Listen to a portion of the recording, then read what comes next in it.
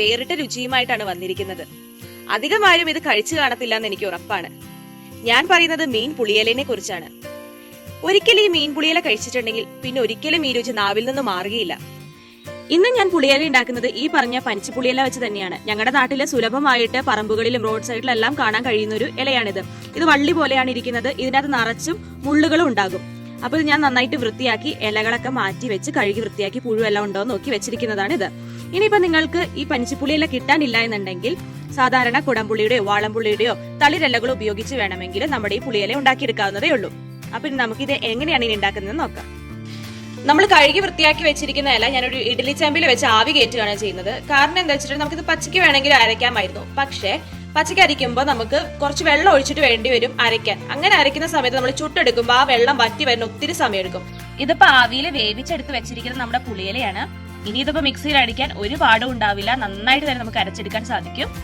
ഇനി അതിന്റെ കൂടെ നമ്മൾ കുറച്ച് കാന്താരി ഉപ്പും കൂടെ ചേർത്തിട്ടാണ് അരച്ചെടുക്കാൻ പോകുന്നത്. ഈ കാന്താരിക്ക് പകരം വേണമെങ്കിൽ നിങ്ങൾക്ക് പച്ചമുളക് ഉപയോഗിക്കാവുന്നതാണ്. പക്ഷെ കാന്താരി ചേർക്കുന്നതാണ് അതിന്റെ കറക്റ്റ് ടേസ്റ്റ് കിട്ടുക. അതുപോലെ ചിലര് ഇതിന്റെ അകത്ത് ചെറിയുള്ളിയും വെളുത്തുള്ളിയും ഇഞ്ചിയൊക്കെ ഇടുന്ന ഞാൻ കണ്ടിട്ടുണ്ട്, അതുപോലെ തേങ്ങയെല്ലാം.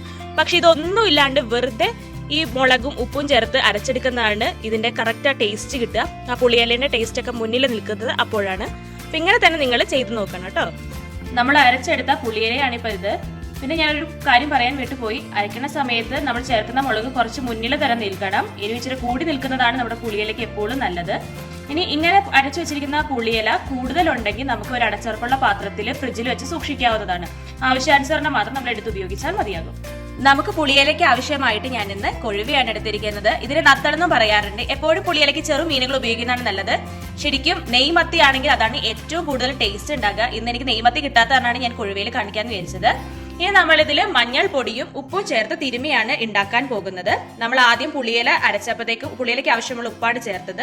ഇനി നമുക്ക് മീനിന് ആവശ്യമുള്ള ഉപ്പാണ് ചേർക്കാൻ പോകുന്നത്. മീനിൽ നേരെ ഉപ്പിട്ടില്ലെങ്കിൽ അവസാനം പുളിയില ചുട്ടെടുക്കുമ്പോഴത്തേക്കും മീനിൽ ഉപ്പ് പിടിക്കാതെ വരും. അത് കാരണമാണ് ഉപ്പ് മീനിലിട്ടിട്ട് തിരുമി വെക്കുന്നത് ആദ്യം.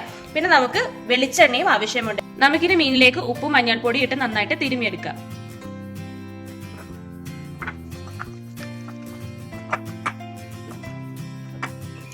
ഇനി നമ്മൾ മീൻ പുളിയില ചുട്ടെടുക്കുന്നത് വാഴയിലയിലാണ്. ഞാൻ വാഴയില ഒന്ന് വാട്ടി വെച്ചിട്ടുണ്ട്. ഇനി വാട്ടി വെച്ചിരിക്കുന്നതിലേക്കാണ് ഞാൻ മീനും പുളിയിലയൊക്കെ ചേർത്ത് മിക്സ് ചെയ്യാൻ പോകുന്നത്. നമുക്ക് ആദ്യമായിട്ട് നമ്മുടെ മീന വാഴയിലയിലേക്ക് ഇട്ട് കൊടുക്കാം. ഇനി ഇതിന് മുകളിലേക്ക് നമുക്ക് നമ്മുടെ പുളിയില ഇട്ട് കൊടുക്കാം. ഇതിലേക്ക് ആവശ്യത്തിന് വെളിച്ചെണ്ണയും കൂടെ ചേർത്തിട്ട് നന്നായിട്ട് മിക്സ് ചെയ്തെടുക്കണം. കുറച്ച് കൂടുതൽ തന്നെ വെളിച്ചെണ്ണ നമ്മൾ ചേർത്ത് കൊടുക്കുന്നുണ്ട്.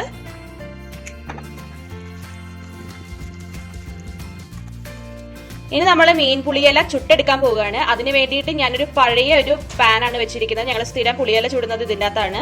കാരണം ഇത് നന്നായി കത്തി പോകാൻ ചാൻസ് ഉണ്ട് പാത്രം. അതുകൊണ്ട് പഴയ ഒരു പാത്രത്തിൽ വേണം നിങ്ങൾ ചെയ്യാൻ വേണ്ടിയിട്ട്. ഇനി നമ്മൾ ഇതിന്റെ പുറത്തേക്ക് കുറച്ച് പേപ്പറുകൾ വെച്ച് കൊടുക്കുക. പേപ്പർ വെച്ച് കൊടുക്കുന്ന വെച്ചിട്ടുണ്ടെങ്കിൽ നമ്മൾ കുറേ നേരം കൊണ്ടാണ് ഇത് ചെയ്തെടുക്കുന്നത്. ആ സമയത്ത് നമ്മുടെ പുളിയില കരിഞ്ഞു പോകാതിരിക്കാനാണ്. ഇനി അതിന്റെ പുറത്തേക്ക് നമുക്ക് കുറച്ച് വാഴയിലയും കൂടെ വെച്ചു കൊടുക്കാം.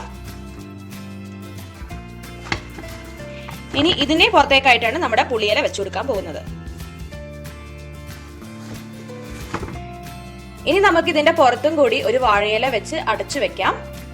പിന്നെ നമ്മളിത് വേവിച്ചെടുക്കുന്നത് സിമ്മിൽ വെച്ചിട്ടായിരിക്കണം. എന്നാലും ഇത് നന്നായിട്ട് വെന്ത് കിട്ടുള്ളൂ. അതുപോലെ തന്നെ വെള്ളമൊക്കെ വറ്റി നല്ല ഡ്രൈ ആയിട്ട് വരണം. അപ്പൊ അതുവരെ നമുക്കിനി വേവിച്ചെടുക്കാം. നമ്മുടെ മീനെല്ലാം ഇപ്പൊ വെന്ത് തുടങ്ങിയിട്ടുണ്ട്. അതിൽ നിന്ന് വെള്ളം കൂറി വരാൻ തുടങ്ങി.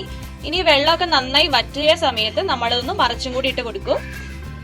നമ്മുടെ പുളിയിലയുടെ ഒരു ഭാഗം ഉണങ്ങി വന്നിട്ടുണ്ട്. ഇനി ഇത് മറിച്ചിടാം. എങ്ങനെയാണ് മറിച്ചിടുന്നത് ഞാൻ കാണിച്ചു തരാം. ഒരു വാഴയിലയും കൂടെ മേലെ വെച്ചിട്ട് കമത്തുക.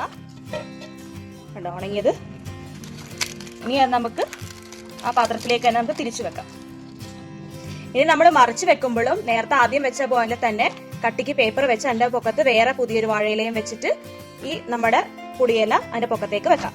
എന്നിട്ട് നേരത്തെ ചെയ്ത പോലെ തന്നെ സിമ്മിലാക്കിയിട്ട് മറിച്ച് വെച്ചിട്ടും കൂടെ വെള്ളം പറ്റിച്ച് നമ്മൾ ഡ്രൈ ആക്കി എടുക്കണം. ഇതുപോലെ തന്നെ ആക്കി എടുക്കണം. അങ്ങനെ നമ്മുടെ മീൻ പുളിയില റെഡി ആയിട്ടുണ്ട്. നല്ല ഉണങ്ങി മൊരിഞ്ഞ് തന്നെ വന്ന് കിട്ടിയിട്ടുണ്ട്. വെറും ഉപ്പും മഞ്ഞളും ആ പുളിയിലയും ചേർത്തിട്ടാണ് ഇത്രയും ടേസ്റ്റി ആയിട്ടുള്ള ഒരു വിഭവം നമ്മൾ ഉണ്ടാക്കി എടുത്തിരിക്കുന്നത്. അപ്പൊ നിങ്ങൾക്ക് തീർച്ചയായും തന്നെ ഇഷ്ടപ്പെടുന്നതാണ്. അപ്പൊ ഒരിക്കലെങ്കിലും നിങ്ങളിത് ഉണ്ടാക്കി നോക്കുക. ആ രുചി നിങ്ങളുടെ നാവിൽ നിന്നും മായുക പോലുമില്ല. അപ്പൊ ഉണ്ടാക്കാൻ പറ്റുന്നവരൊക്കെ തീർച്ചയായും ഉണ്ടാക്കുക. ആദ്യമായി കാണുന്നവരുണ്ടെങ്കിൽ ഒന്ന് സബ്സ്ക്രൈബ് ചെയ്തേക്കണേ. അതുപോലെ ലൈക്ക് ചെയ്യാനും മറക്കരുത്. അപ്പൊ ഇനി പുതിയൊരു ഡിഷുമായി ഞാൻ അടുത്ത ദിവസം വരുന്നതായിരിക്കും. അതുവരെ എല്ലാവർക്കും ബൈ.